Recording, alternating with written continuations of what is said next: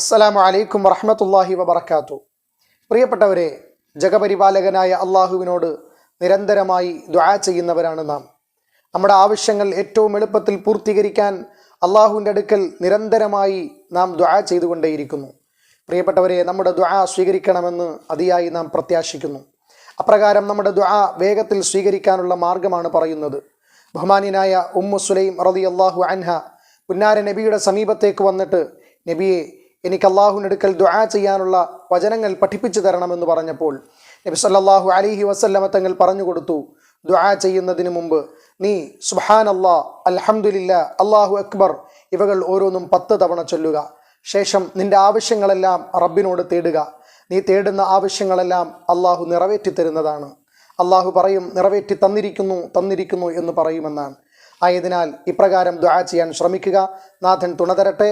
ആമീൻ. അസ്സലാമു അലൈക്കും.